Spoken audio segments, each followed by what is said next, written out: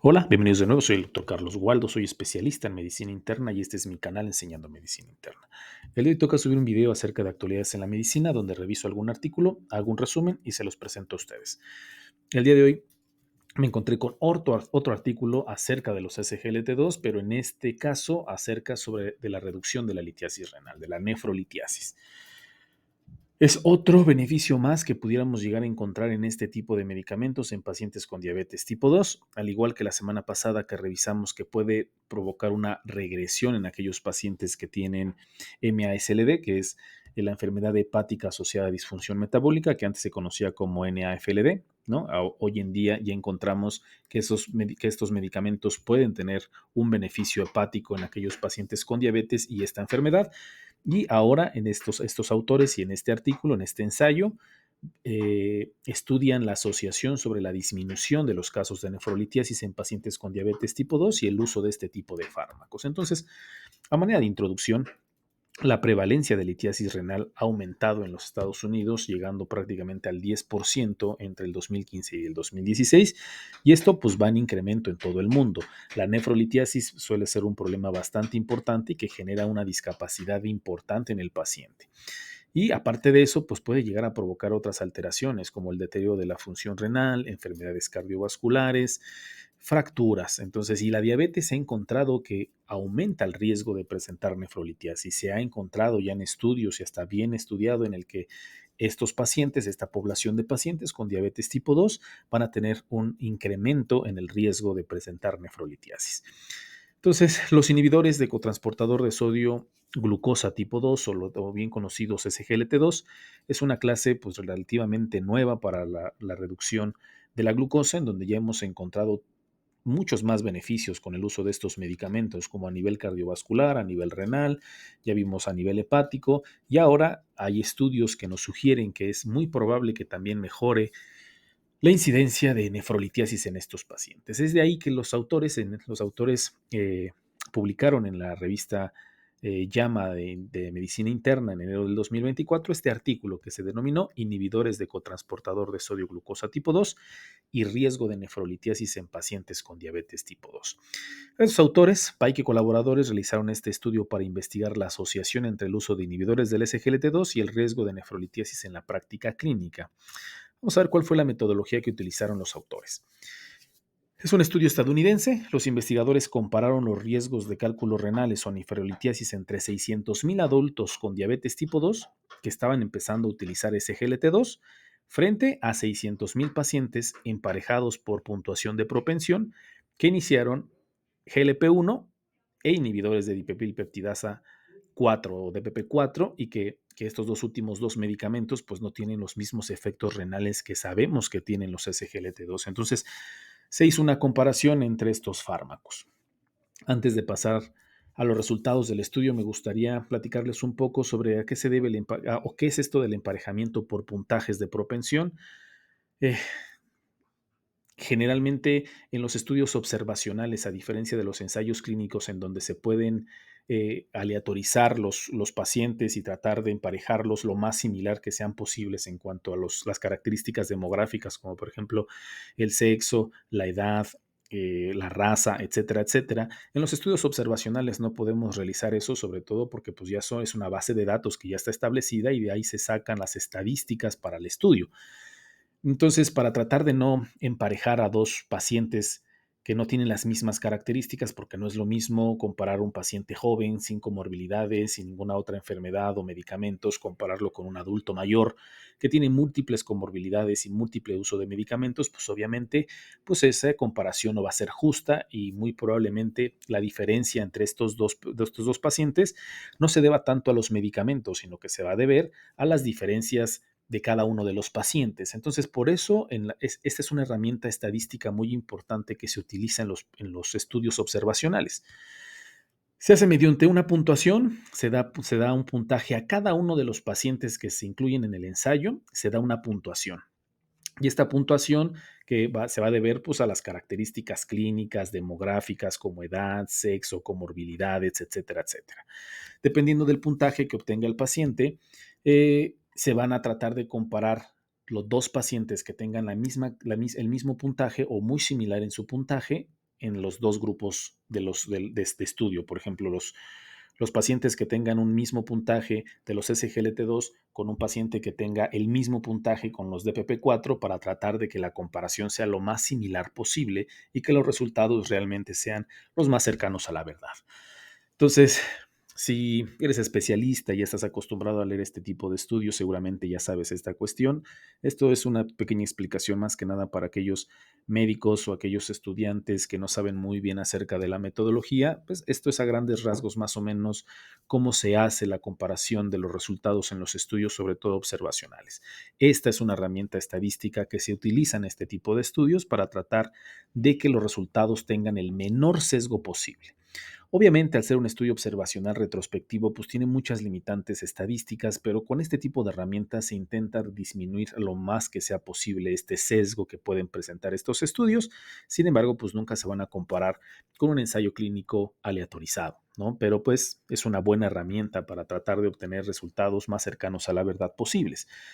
Pero bueno, ahora sí, ¿cuáles son los resultados? ¿Qué fue lo que encontraron los autores? Durante una mediana de seguimiento de 6 meses, el riesgo de cálculos renales fue significativamente menor en los pacientes que comenzaron a utilizar SGLT2 en comparación de aquellos que empezaron a utilizar GLP-1. Como podemos ver en la gráfica, los pacientes que tuvieron o que empezaron a utilizar SGLT2 fueron 14.9 frente a 21.3 eventos por cada 1,000 personas al año de los GLP-1. Es decir, eso significa una diferencia de menos 6 pacientes de los SGLT2 en comparación con los GLP-1. Es decir, de la comparación, aquellos pacientes que inician SGLT2 van a tener por lo menos van a tener al menos 6 casos menos en comparación de que si empezamos a utilizar GLP-1 en esta clase de pacientes, y lo que nos da un hazard ratio de 0.69 entre 0.67 y 0.72, lo que es estadísticamente significativo.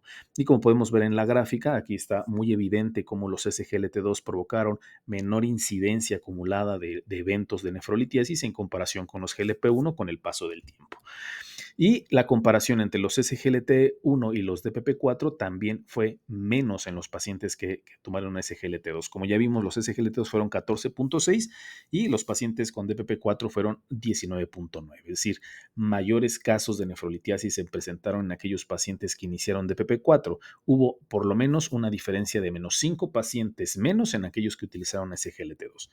Igual nos da un hazard ratio de 0.74 que va de 0.71 a 0.77, lo que nos da un resultado pues estadísticamente significativo. E igual que la gráfica pasada, podemos ver muy visualmente cómo los SGLT2 tuvieron menos casos que los DPP4 con el paso del tiempo. La asociación entre el uso de los inhibidores de SGLT2 y el riesgo de nefrolitiasis fue similar de acuerdo al sexo, la raza, la etnia, antecedentes de enfermedad renal crónica y obesidad. Es decir, si ustedes ven los diferentes características de los pacientes, pues todo fue a favor de los SGLT2, y en esta gráfica, en este forest plot por lo menos, hacen una comparación contra contra los GLP-1. Lo que sí es que se encontró que los pacientes menores de 70 años tenían más beneficio de utilizar ese GLT2 para menos casos de nefrolitiasis. Como pueden ver, la verdad es que a todas las edades hubo un beneficio más para ese GLT2, pero se encontró mucho mayor en aquellos pacientes menores de 70 años. Podemos ver que fueron menos 7 casos de los pacientes menores de 70 años en comparación de menos 3 casos en mayores de 70 años. Entonces, habrá un pequeño beneficio, un beneficio mayor en aquellos pacientes menores de 70 años que utilizamos ese GLT2, por lo menos en esta forest plot en comparación con los GLP-1. Cuando se comparó contra los DPP4 también encontramos algo muy similar, pero los números son un poquito más similares. Los menores de 70 años fueron 5 casos menos y los mayores de 70 años menos 4.5 casos. Entonces fue muy similar, pero de todas maneras fueron mucho mejor en comparación contra los DPP4. Pero si pueden ver, de acuerdo al sexo, la edad, la raza, el índice de masa corporal favorecieron el uso de los SGLT2 para tener menos casos de nefrolitiasis. Con todos estos resultados, ¿qué fue lo que concluyeron los autores? Estos hallazgos sugieren que en adultos con diabetes tipo 2 el uso de inhibidores de SGLT2 pueden reducir el riesgo de nefrolitiasis en comparación con los inhibidores del receptor de GLP-1 o los inhibidores de DPP4, y podría ayudar a fundamentar la toma de decisiones al prescribir agentes reductores de glucosa a pacientes que pueden estar en riesgo de desarrollar nefrolitiasis. Entonces, habrá que esperar estudios prospectivos, aleatorizados, en diferentes poblaciones, con mucho mayor seguimiento. Hay que recordar que estos solamente fueron 6 meses de seguimiento. Entonces, habrá que esperar pues, estudios que confirmen los resultados que estamos obteniendo en este estudio observacional, pero por lo menos estos resultados pues, son alentadores en cuanto a que pueden llegar a disminuir el riesgo de nefrolitiasis en la población de diabéticos tipo 2, sobre todo en aquellos pacientes que tienen alto riesgo de desarrollarlo. Entonces, si tenemos un paciente diabético tipo 2 con alto riesgo de nefrolitiasis o con antecedentes de nefrolitiasis, quizá valga la pena en esa población en específico, pues darle prioridad a la utilización de los SGLT2. Entonces, les vuelvo a repetir, habrá que esperar los resultados de estudios un poco con más poder estadístico, pero los resultados de este estudio pues, son alentadores en ese sentido. Los autores durante o dentro del estudio nos comentan que pueden existir diferentes mecanismos por medio de los cuales los SGLT2 reducen el riesgo de nefrolitiasis. Y se los comento de una manera muy rápida. En primer lugar, el mecanismo importante es el aumento de la excreción urinaria de citrato con el uso de inhibidores de los SGLT2. Este aumento de la excreción urinaria de citrato puede desempeñar un papel fundamental en la disminución de los riesgos para desarrollar este problema, sobre todo porque hay que recordar que la sobresaturación del citrato puede llegar a provocar que se desarrollen con mucho mayor facilidad los cálculos renales y entonces al realizar esto pues hay una menor incidencia, una menor posibilidad de que se produzcan estos cálculos. También puede llegar a provocar un aumento en la excreción de urinaria de bicarbonato y por lo tanto esta cuestión, al excretar mayor cantidad de bicarbonato por medio de los SGLT2, aumentar el pH de la orina y también esto disminuye la producción de los litos en este tipo de pacientes. Y número 3, nos comentan que el uso de los SGLT2 podría reducir la formación de estos cálculos a través de sus efectos antiinflamatorios al suprimir la expresión de una proteína de la matriz del núcleo del cálculo, que es la que denominan osteopontina, y los marcadores de lesión renal. Puede provocar entonces esto disminución de la inflamación, una disminución de los macrófagos que promueven la formación de los coágulos y en cuarto lugar, otro posible mecanismo que nos comentan los autores es que el flujo de orina debido a la diuresis osmótica de la glucosuria y la natriuresis pudiera llegar también a provocar una disminución en la producción de estos litos. Entonces, más que nada, pues pudieran llegar a ser, o no podríamos resumir lo que los efectos locales que están generando estos SGLT2 al aumentar la excreción de citrato, aumentar el flujo de orina, haciendo la excreción del bicarbonato, modificando el pH de la orina, todo esto en conjunto es muy probable, los efectos antiinflamatorios, es muy probable que este tipo de medicamentos tengan estas bondades en los pacientes con diabetes tipo 2 con incremento de la nefrolitiasis. Entonces, pues vendría a ser un beneficio más en el uso de estos medicamentos. La verdad es que están empezando a ser la panacea para los pacientes con diabetes tipo 2 por todas las bondades que tiene. Hay que tomar con reserva los resultados de este tipo de estudios, sobre todo cuando nos estamos enfrentando contra estudios observacionales. A pesar de las herramientas que se utilizan para tratar de disminuir los sesgos, no dejan de ser estudios observacionales, no dejan de ser estudios retrospectivos. Habrá que esperar estudios más serios, estudios aleatorizados, prospectivos, para confirmar estos resultados. Sin embargo, pues bueno, tenemos evidencia científica, por lo menos, que si bien no es una evidencia científica fuerte, un nivel de evidencia importante, pues tenemos un sustento científico en el que por nosotros, cuando nos enfrentemos contra un paciente con diabetes tipo 2 que está generando litiasis o que tiene un alto riesgo de generar litiasis, que estos medicamentos pudieran llegar a ser la primera opción en lo que confirmamos estos resultados con otros estudios. Entonces, una bondad más, un beneficio más, cardioprotector, nefroprotector, hepatoprotector, disminución en la incidencia de nefrolitiasis. Bueno, ¿qué más van a hacer estos medicamentos? Van a provocar parar el envejecimiento en los pacientes. Yo no sé qué más van a encontrar con estos medicamentos, pero la verdad es que están viniendo a revolucionar el tratamiento de los pacientes con este problema en específico. Pues bueno, habrá que esperar estudios más grandes y más serios. Espero que sea de su agrado, espero que sea de su ayuda y pues nada, que tengan un bonito día y una excelente, excelente semana.